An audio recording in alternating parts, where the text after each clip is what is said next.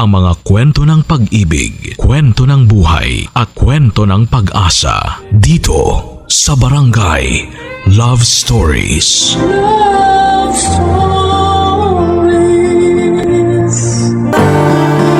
Madaling sabihin na magpatawad ka para gumaan na ang lahat ng mabigat. Pero hindi madaling gawin lalo kung malalim ang sugat na kinikimkim. Ikaw, kabarangay, kaya mo bang magpatawad kahit labag sa iyong kalooban? Dear Papa Dudut, ako nga pala si Kim, 30 anyos at gusto ko lang ibahagi sa inyo ang kwento namin ng mga magulang ko. Parehong 60 years old na ang mga magulang ko, Papa Dudut. Ako lang ang naging anak nila, 40 years silang kasal at para sa iba yun na ang definisyon ng forever at panghabang buhay. Sa ganong edad nila at estado sa relasyon, alangan namang isipin pa nilang magkahiwalay at humanap ng iba. Pero nagkamali ako, Papa Dudut. Posible pala yun. Isang araw ay may nahuli ako. Nahuli ko ang nanay kong may kabit. Ang masaklap pa rito, kinabit niya ang ninong June ko. Hindi ito alam ni tatay, Papa Dudut. Ako ang unang nakaalam na niloloko niya si tatay. Kakaiba kasi, ang napansin ko kay nanay, ilang araw bago ko sila mahuli. Panay ang pagpapaganda niya na hindi naman niya normal na ginagawa. Galit nga siya sa makeup at kahit pabango ay nakakuriputan pa niyang bilhin. Pero isang araw ay kinaibigan niya ang makeup at pabango. Bukod pa doon ay naririnig ko rin siyang may kausap lagi sa cellphone. Pero ginagawa lamang ngayon tuwing umaalis si tatay at madalas ay sa banyo iyon ginagawa. Minsan may nakapagsabi rin sa akin na nakita nila si nanay na may kasamang kumakain sa isang malayong fast food sa lugar namin. Hindi ako naniwala noong una pero noong minsang napatambay ako sa fast food na yon, doon ko nakumpirmang kabit nga niya si Ninong June. Nakita ko silang naglalambingan at panay ang tingin sa paligid sa takot na baka may makahuli sa kanila, Papa Dudut. Mabuti na lamang at magaling akong magtago. Hindi nila ako nakita at galit na galit ako noon habang naglalandian sila. Hindi ko mapigilang makaramdam ng awa kay tatay. Kaya naman pag uwi ko ng bahay nakapagplano na ako ng gagawin, Papa Dudut.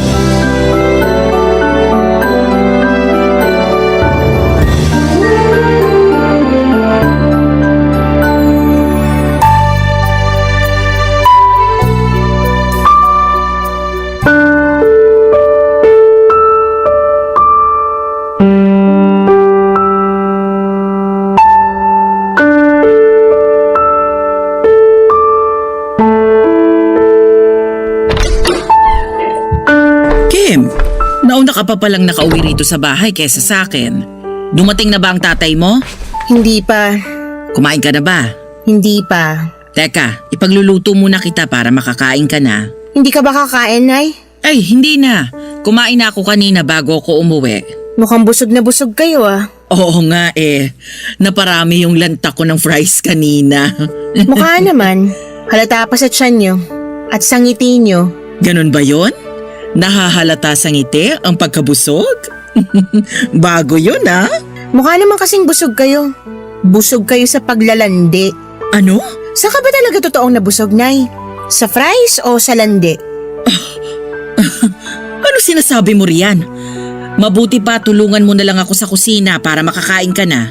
Hindi talaga sumagot. Ano naman ang isasagot ko? Hindi ko nga maintindihan ang tanong mo. Hindi maintindihan o gusto mo lang takasan? Bakit hindi mo na lang ako diretsahin, Kim? Napagod ako sa pag-commute pa uwi rito. Huwag mo akong simulan. Eh mapapagod ka talagang mag-commute. Ang layo ba naman dito ng fast food na kinainan nyo ni Ninong June kanina? Ano sabi mo? Nay, kung si tatay maluloko mo, ibahin mo ko. Alam ko nang namamagitan sa inyo ni Ninong June. Hindi ko alam ang sinasabi mo. Halika na sa kusina para... Sumagot ka, Nay! Huwag mo kong sigawan! Nanay mo ko! At anak mo ako. Kaya kailangan ko ng paliwanag kung bakit nagagawa mo kaming lokohin ni tatay. Huwag mo kong kausapin ng ganyan! Wala kang karapatan! Mas lalo kang walang karapatan para sirain ang pamilyang to. Ano bang gusto mong sabihin ko? Oh, nahuli mo na ako! Ano pang kailangan? Kung sumagot ka parang natapakan mo lang ang paa ko't pwede ko lang palampasin Ni walang sorry, ni walang eksplanasyon. Kahit naman ipaliwanag ko sa'yo, hindi mo pa rin maiintindihan. Talagang walang makakaintindi sa ginawa mo. Niloloko mo si tatay. Nagmahal lang ako! Dapat si tatay lang ang mahalin mo, hindi si Ninong. Hindi mo ako maiintindihan. Siguro nga hindi kita maiintindihan. Kaya mas magandang wag na lang natin tong pag-usapan. O anong gusto mong kainin? Iluluto ko. Anong gusto mo? Gusto ko na lumayas ka rito. Huwag ka nang babalik. Ano? Narinig mo ko, alam ko. Gusto kong huwag ka nang magpakita rito at kalimutan mo na kami ni tatay. Hayaan mo na kami. Hindi namin kailangan ng inang manloloko. Kailangan niyo ko ng tatay mo. Sa ginawa mo, ayaw ka na namin kailanganin. Makakaya na namin to kahit kaming dalawa lang sa mundo.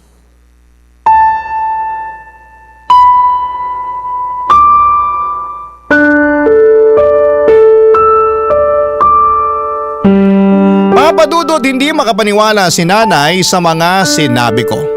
Akala niya ata ay nadadala lamang ako ng emosyon. Akala niya hindi seryoso ang pagpapalayas ko sa kanya. Nagtungo pa siya sa kusina para ipagluto ako at habang ginagawa niya yon, iniimpake ko na ang mga damit niya. Pagkatapos niyang magluto ay nilagay ko na sa harapan niya ang mga bag ng damit niya. Nagulat siya. At doon niya na lamang seryoso ako, papadudot. Ayaw niyang umalis, sinabi niyang bahay niya rin yon at nanay ko siya. Pero tinakot ko siya. Oras na hindi pa siya umalis ay sasabihin ko kay tatay ang panloloko niya. At tutulungan ko pa si tatay para idemanda siya. Doon na nga siya natakot, papadudot. Doon siya pumayag na umalis bago siya tuluyang lumabas ng pintuan. Napag-usapan namin na papalabasin lang muna namin pansamantala na magbabakasyon si nanay sa probinsya. At bahala na akong gumawa ng dahilan kay tatay kapag napansin nitong hindi pa bumabalik si nanay. Pagkaalis ni nanay ay siya namang pagdating ni tatay. Napakasakit na makita ang nakangiting mukha ni tatay at walang kaalam-alam sa mga nangyayari. May dala pala itong fries na pasalubong para kay nanay dahil alam niyang paborito niya yon. Sabay na kaming kumain ng niluto ni nanay. Doon ko na rin sinabi kay tatay na nagbakasyon muna si nanay sa probinsya. Nagulat si tatay na hindi man lang nagpaalam si nanay sa kanya. Gumawa na lamang ko ng dahilan para magmukhang tama ang dahilan ni nanay sa biglang bakasyon. Makalipas nga ang ilang linggo, nag-alala si tatay dahil hindi pa rin nagpaparamdam kahit sa text si nanay. Hindi pa rin ako nakaisip ng dahilan para ipaliwanag kay tatay kung bakit hindi na babalik si nanay. Hindi ko talaga pwedeng sabihin kay tatay na niloko siya ni nanay dahil ayokong masaktan ng matindi si tatay. Lumabas lamang ako saglit ng bahay namin noon para makaiwas sa mga tanong ni tatay tungkol kay nanay. At pagbalik ko, laking gulat ko nang makita si nanay sa bahay at nagtatawanan pa sila ni tatay, papadudot.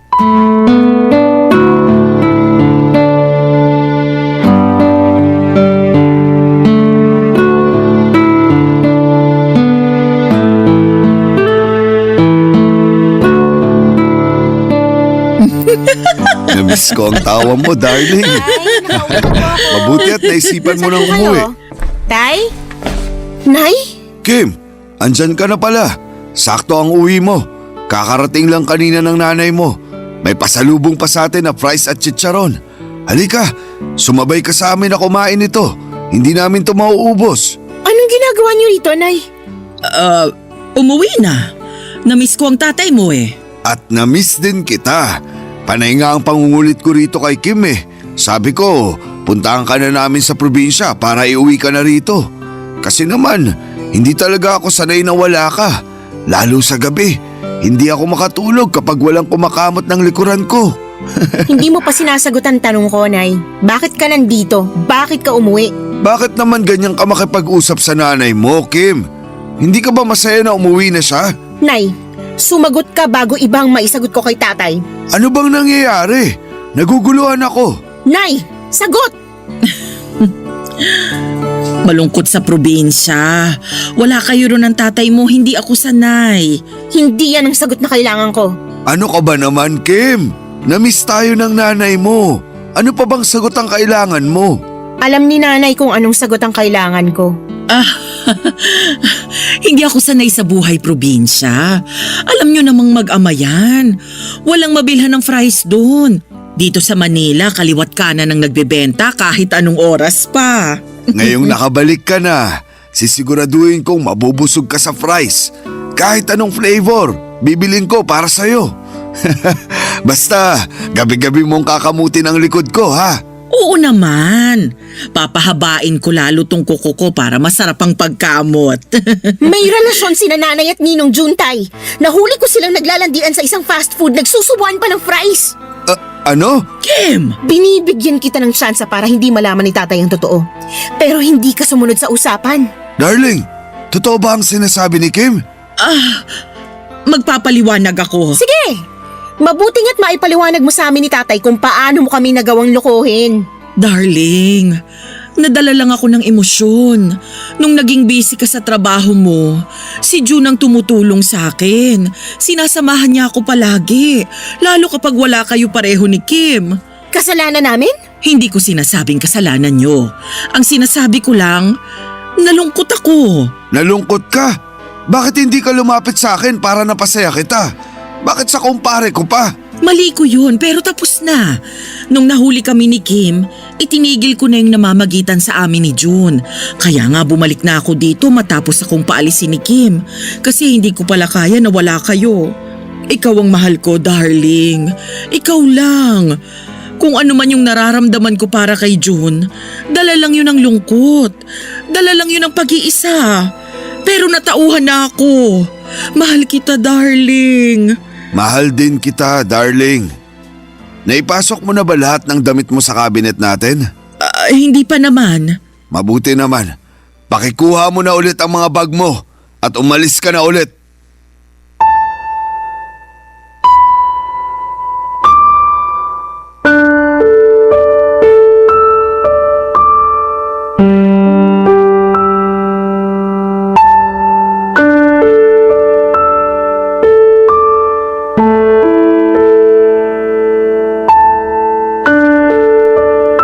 Papadudot na gulat kaming pareho ni nanay sa mga sinabi ni tatay. Akala ko ay mapapatawad ni tatay si nanay sa panloloko niya. Lalo na nung sinabi niyang mahal niya si nanay. Pero hindi naman pala ibig sabihin na pagmahal mo ang isang tao ay handa mo ulit siyang tanggapin sa buhay mo. Tama ang ginawa ni tatay, nagulat man ako pero sinuportahan ko ang ginawa niya. Nanatiling nakatayo si nanay noon. Hindi sigurado kung seryoso si tatay sa sinabi nito. Hindi rin siya sigurado kung lalapit siya at lalambingin si tatay para magbago ang isipan nito. Pero mariing sinabi ni tatay na ayaw na niyang makita ang pagbumuka ni nanay sa bahay namin. Aaminin kong may kurot sa puso ko ang mga nangyaring yon. Sino ba naman ang gustong makitang maghiwalay ang mga magulang niya, Papa Dudut?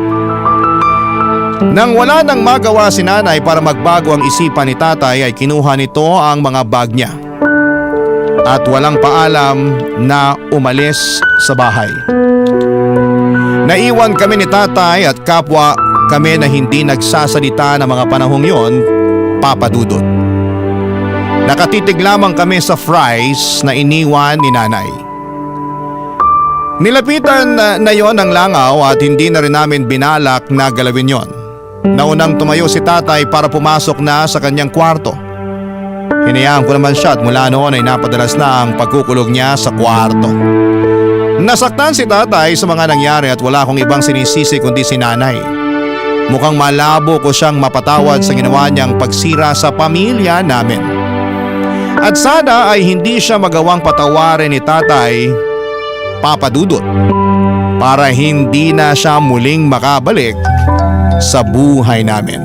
Barangay Love Stories. Barangay Love Stories. Hindi naging madali kay tatay ang mag-move on kay nanay. Napakasakit ng ginawa niya. Loyal si tatay kay nanay mula noon kahit may mga babaeng lumalapit kay tatay. Baliwala lang sa kanya. Ang puso kasi niya ay nakalaan lamang para kay nanay. Kaya hindi ko maintindihan si nanay kung bakit hindi niya nagawa yon para kay tatay. Hiling ko na sana'y magsisi siya noon sa ginawa niya sa tatay ko. Sobrang sakit na makitang halos wala ng gana si tatay na mabuhay. Kung hindi ko pa siya pipiliting lumabas ng kwarto niya ay hindi pa niya yon gagawin. Maraming bagay ang napabayaan na ni tatay. Lalo na ang relasyon naming dalawa.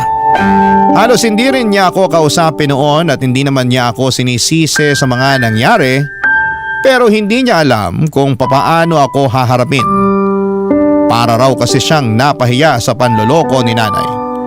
Lalo't ako ang unang nakaalam. Masakit para sa kanya na ang unang makaalam ng panloloko ni nanay ay ako mismo na anak nila.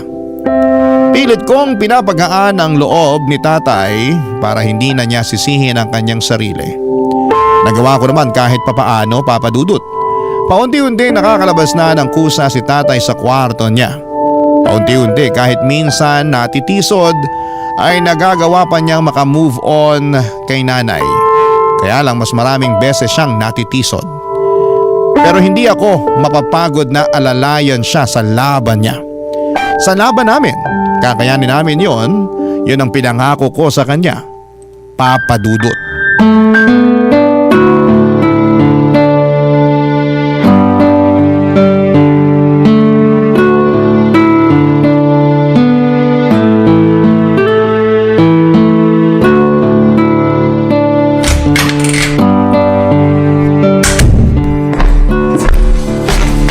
Kim? Tay! Mabuti naman lumabas na kayo ng kwarto nyo. Gutom na po ba kayo?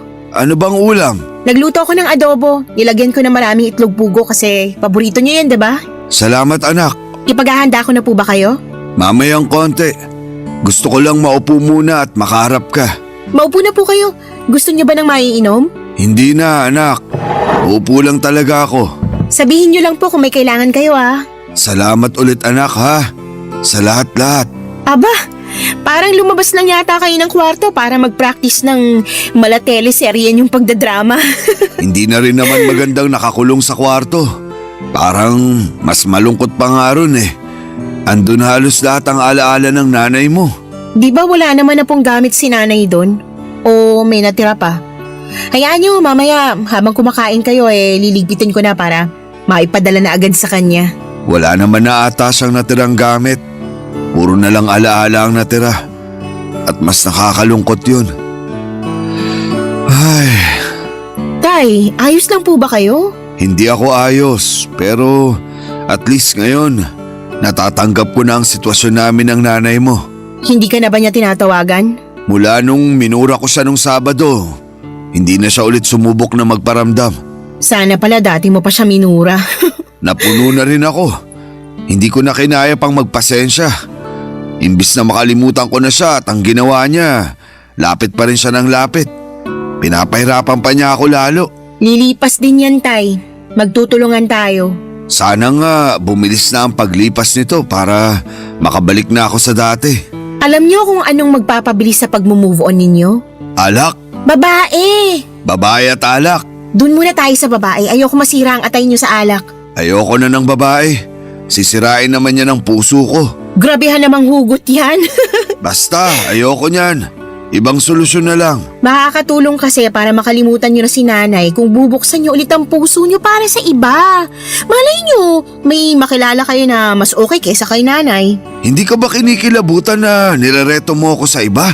Bakit naman po ako kikilabutan? Gusto ko ngang mabura na sa puso mo si nanay kaya nirereto kita sa iba. Ewan ko. Parang hindi naman ako naghahanap. Gusto ko lang ng ibang pagkakaabalahan para mawala sa isip ko ang nanay mo. Pagkaabalahan niyo ng panliligaw.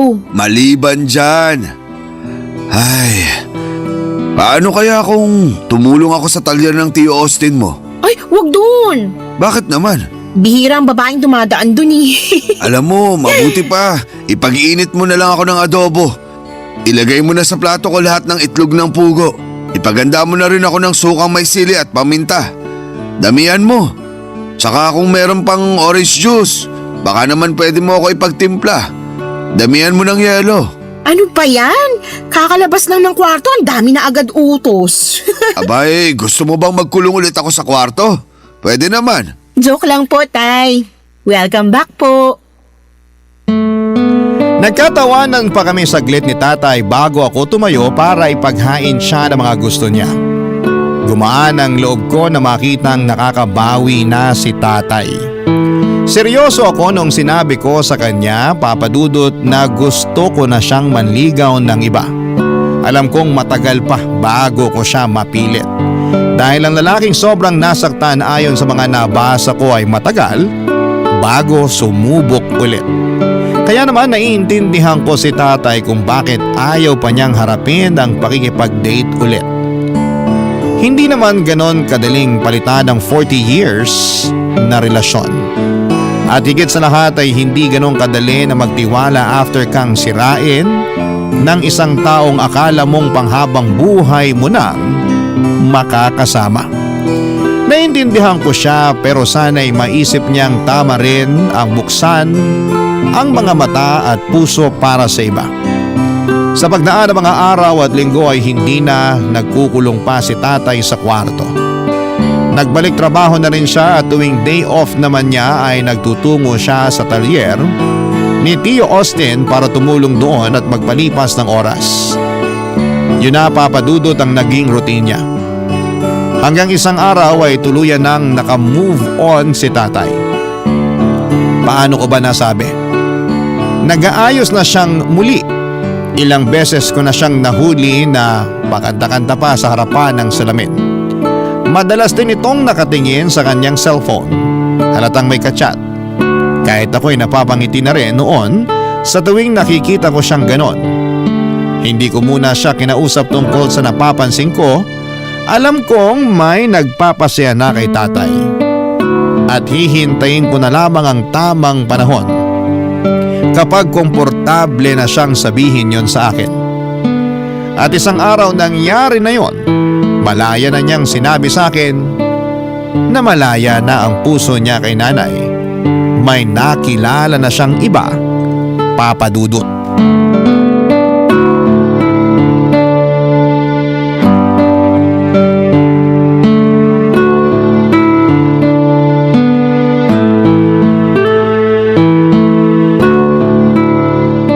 Bihis na bihis ah. Saan ang audition mo, Tay? Huwag mo nang pansinin ang damit ko. Baka mausog. Paano namang mauusog ang damit mo? Kakabagin ba? Lawayan ko na lang pag ganon. Puro kabiro. Tingnan mo na nga lang kung bagay ang pantalon ko sa suot kong sapatos. Bagay naman. Hindi ka ba nagbibiro? Ayoko magmukhang tanga mamaya. Ano bang meron? Wala naman. Pupunta ka ba sa talyer ni Tio Austin? Sa ganitong forma ko, pupunta lang ako ng talyer niya. Eh, saan ka nga pupunta kasi? Basta. Hula ko may kadate ka. Ha, sabi na eh. Hindi ka naman magpapabango ng pagkatapang-tapang kung hindi ka pupunta sa date. Masyado bang matapang ang pabango ko? Oo eh. Hindi bagay sa sapatos mo yung amoy ng pabango mo. Magpapalit na lang ako ng damit. Wag na, maporma na yan. Kukupas din naman yung pabango mo. Sana. Sumakay ka na lang ng tricycle tapos magpaikot-ikot ka dito sa barangay natin hanggang sa maitaboy ng hangin yung pabango mo. Tapos saka mo napuntahan yung kadate mo. Huwag mo akong biruin. Importante tong date ko. Ano ba? Masyado bang masangsang ang pabango ko? Ayos lang, Tay. Diyan natin matitesting kung may second date pa kayo ng nililigawan mo. Hindi ko siya nililigawan. Ha? Eh bakit kayo magde-date? Kasi nobya ko na siya. Wow! Abay ako sa kasal nyo ah. Ikaw ang flower girl. Eh, kailan mo ba siya ipapakilala sa akin? Tsaka na siguro. Kapag kaya mo nang kontrolin yung matabil mong dila. Magpa-practice ako mamaya. Magdamag. Mukhang aabutin ka ng isang taong practice. Wala akong tiwala na magagawa mong pakalmayin yung dila mo sa loob lang ng isang araw. Ouch ha? Walang tiwala sa unika-iha mo. Kaya ko to. Lalo may goal ako na makilalang bagong stepmother ko. Mag-usap na lang tayo mamaya. Malilate na ako. Huwag mo na akong hintayin mamaya ha. At magagabihan ako ng uwi. May curfew ha. Hanggang 10 p.m. ka lang. Mag-update ka kundi hindi ka na makakalabas sa susunod. Yan ba ang kayang mag-practice na wag maging matabilang dila? Wala pang isang oras. Bagsak ka na. Kahit bukas ka na umuwi, Tay, basta mag-e-enjoy ka. Salamat, Kim. Sana mapakilala mo na siya sa akin ha. Kailangan ko siya makilatis. Huwag nang kilatisin. Maayos siyang tao. Maniwala ka sa akin. Kung ganyan, gusto ko lang siyang makita. Kailangan ko makilala ang babaeng nagpasaya muli sa paborito kong tatay.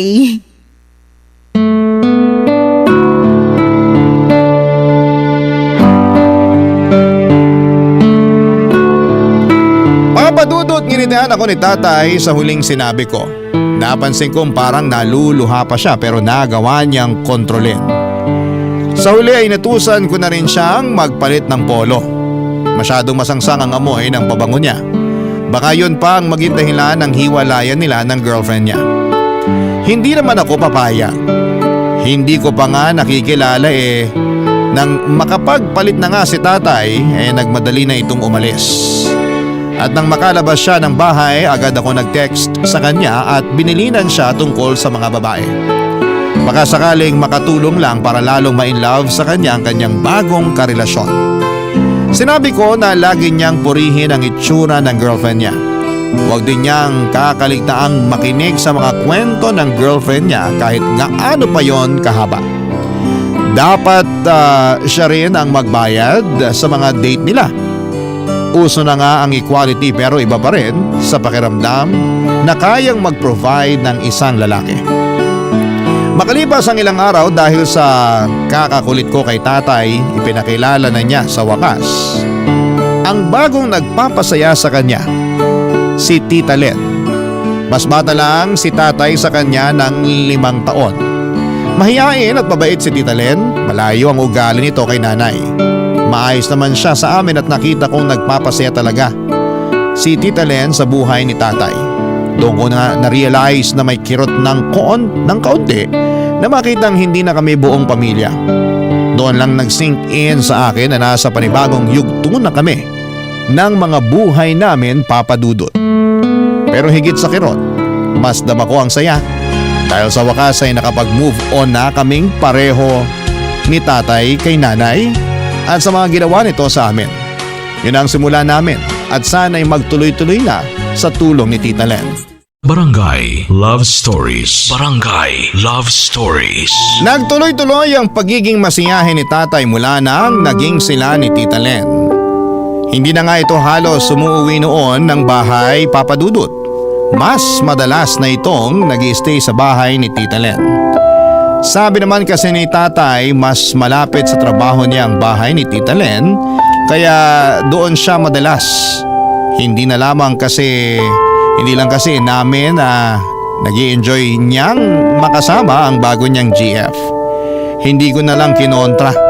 Hinayaan ko na lamang siya at umuwi lamang siya noon para maglambing sa akin para malabhan ko ang mga damit niya. Wala namang problema yon sa akin. Malit na bagay lamang yon. Gusto ko lang talagang makitang masaya siya at nangyayari na nga. Parang kailan lang ay halos hindi siya mapalabas sa kwarto. Tapos isang araw ay lagi na lamang itong nasa labas ng bahay para kitain ang GF niya. Isang araw hinintay ko ang pagbabalik ni tatay. Gusto ko siyang kausapin tungkol sa bala kong setup namin. Nami-miss ko rin kasi siya na makasama. Halos isang beses na nga lang sa isang linggo kung umuwi siya at para pa yon sa paghahatid niya ng labada. Muli ay wala akong reklamo sa mga labada niya, masaya ako para sa kanya. Kaya lang ay gusto ko silang makasamang dalawa ni Tita Len sa bahay palagi. Kaya gusto ko na ayain na niya si Tita Len na tumira sa bahay namin para naman may panahon pa ako para makilala ang GF ni tatay. Sa text ko lang kasi madalas nakakausap si Tita Len at parang nabibitin ako doon. Gusto kong makilala pa siya at para mas makilala siya, Gusto ko na siyang makasama sa iisang bubong kasama si Tatay Papa Dudut.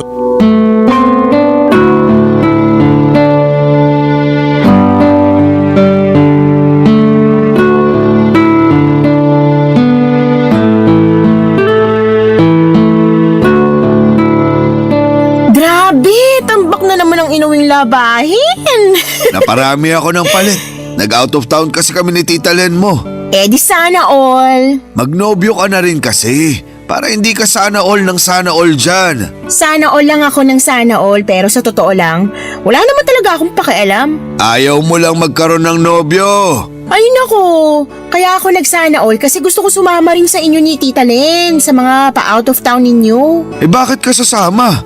Istorbo ka pa sa lambingan naming dalawa. Eh kung ayaw nyo ako isama sa out of town nyo, eh di dito na lang kayo tumira sa bahay. Ang ayos naman ng segue mo, anak. Ang tagal ko na kasing gustong sabihin sa inyo to, Tay. Kaya lang, hindi ko naman kayo matsyempohan. Lagi kayong wala dito sa bahay. Pasensya ka na talaga kung paminsan-minsan na lang ang uwi ko rito. Ang Tita Len mo kasi, gusto lagi akong kasama. At gusto ko rin sana kayong makasama. Kaya sana, kung pwede, para ayos ang lahat, magsama-sama na lang tayo dito sa bahay. Parang alanganin, anak. Oh, bakit naman alanganin, Tay? Saan mo ba gustong tumira? Sa bahay ni Tita Len? Ayaw mo na ba rito sa bahay natin?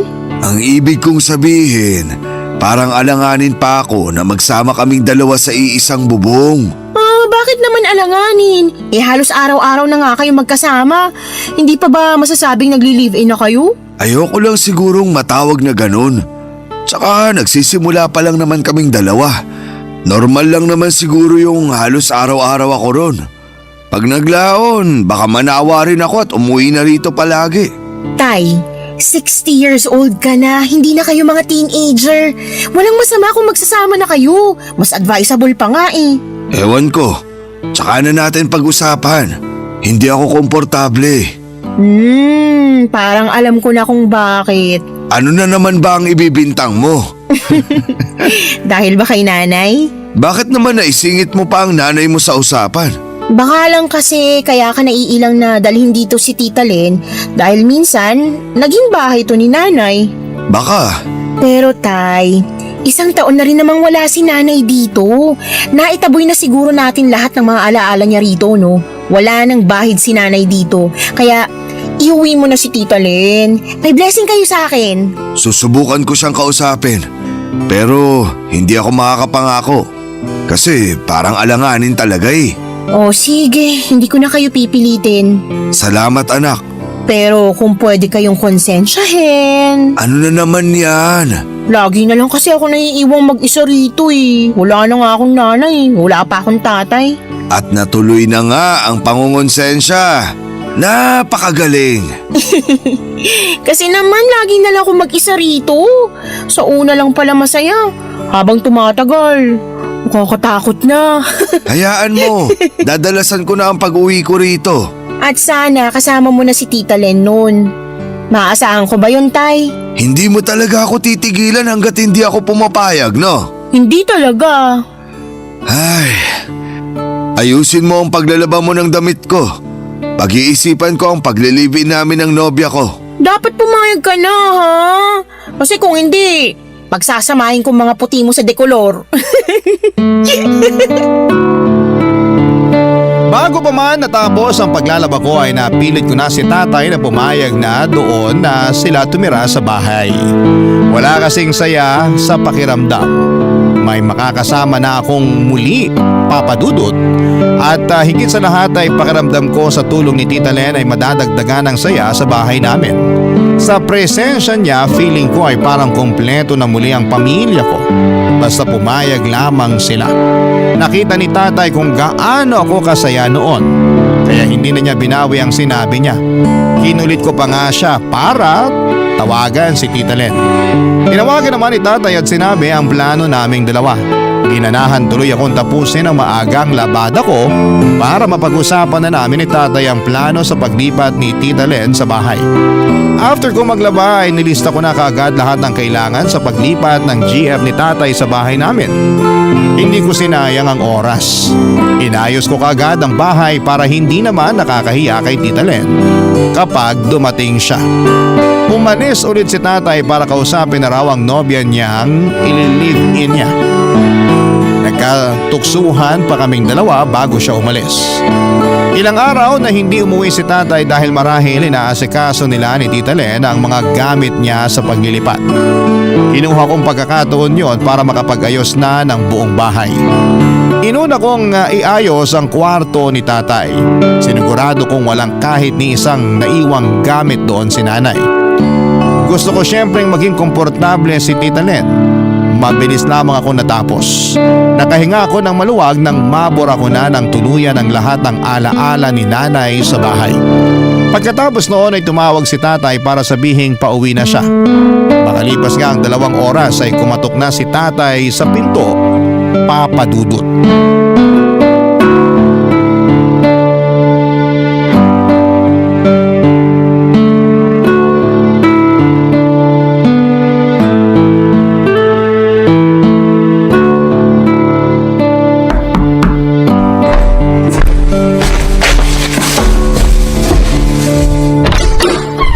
Welcome home, Tay!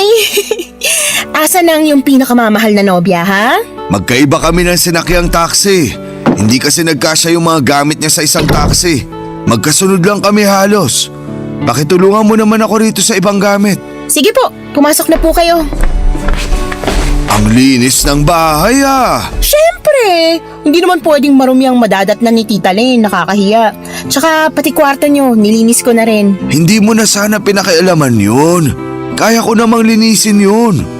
Sinipag ako eh. Tsaka para masiguro ko na rin na walang kahit isang gamit ni nanay na naiwan doon. Wala na ba?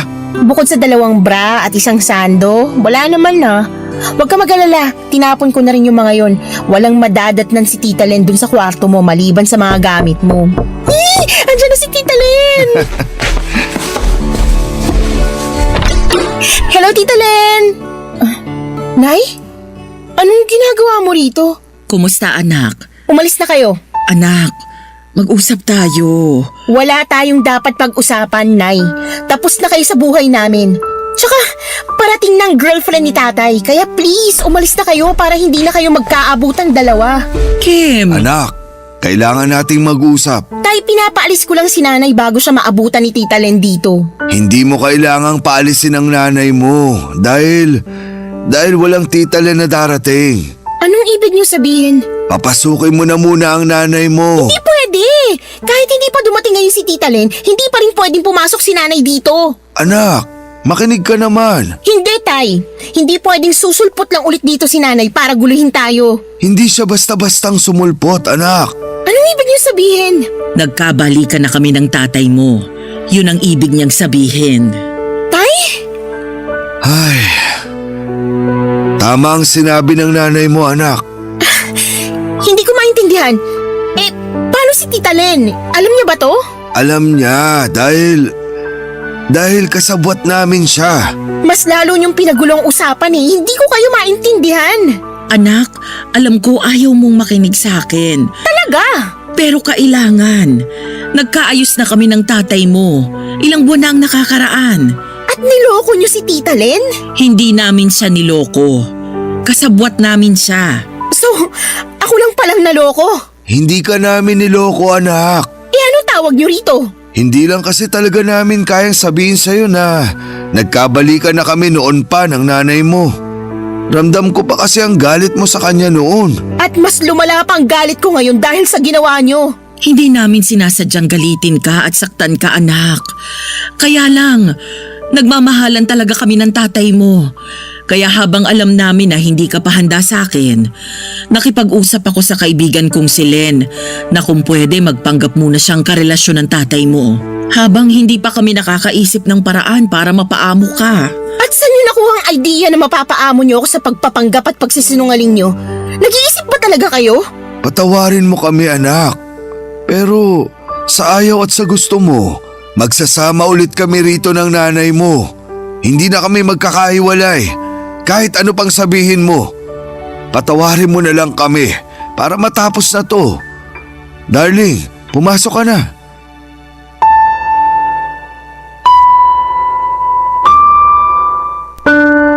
Para akong ninakawan ng lakas ng mga oras na yon, Papa Dudut.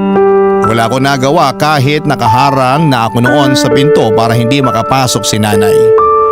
Dalawa na sila ni tatay na magkakampi. Ano pang laban ko? Tahimik ko silang pinagmasdang dalawa habang nagtutulungan sa pagpasok ng mga gamit ni nanay sa kwarto nila. Halos maiyak na ako noon sa kinakatayuan ko. Pero pinili kong tapangan ang loob ko. Ayokong makita nilang natalo nila ako. Nang tuluyang makapasok silang dalawa sa kwarto ay nagmadali naman akong lumabas ng bahay para takasan ang galit ko sa kanila. Doon ako nagsimulang umiyak, Papa Dudut. Bakit hindi nila maunawaan na napakasakit ng ginawa nila? Para akong trinaydor ng mga magulang ko. Ang sakit lang isipin, masama ang loob ko kay tatay lalo't ako pa naman ang naging kakampi niya ng mga panahong ginupo siya ng sakit sa pagtataksil ni nanay. Tapos ngayon, ako naman ang pinagtaksilan nilang dalawa. Bakit nila nagawa yon sa akin? Hindi ko maintindihan at hindi ko kayang tanggapin. Sa ngayon ay wala na akong nagawa nang bumalik si nanay sa bahay. Hindi ko sila pinapansing dalawa. Madalas akong wala sa bahay at hindi naman nila ako hinahanap. Mas lalong sumama ang loob ko sa kanila at hindi ko alam ang gagawin ko. Hirap akong magpatawad lalo't dalawa na silang nakagawa ng mali sa akin. Hindi ko pa nga magawang makalimutan ang ginawang panloloko ni nanay kay tatay tapos nadagdagan na naman sila ng bagong ikakasama ko ng loob. Ano po ba ang dapat kong gawin sa sitwasyon ko?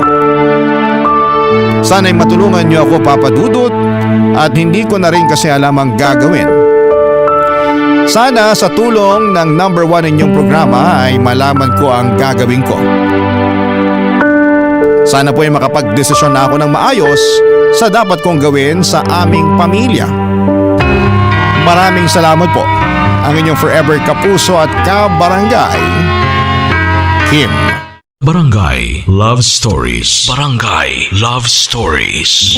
Nalilito pa rin sa live ang ating kabarangay. Ano kaya ang maipapayo mo sa kanya? Ibahagi mo yan sa ating comment section para mabasa rin niya. Nagustuhan ng iyong napakinggan? Ituloy yan via live stream sa www.gmanetwork.com/radio. Barangay LS. In Mega Manila, 97.1. Forever.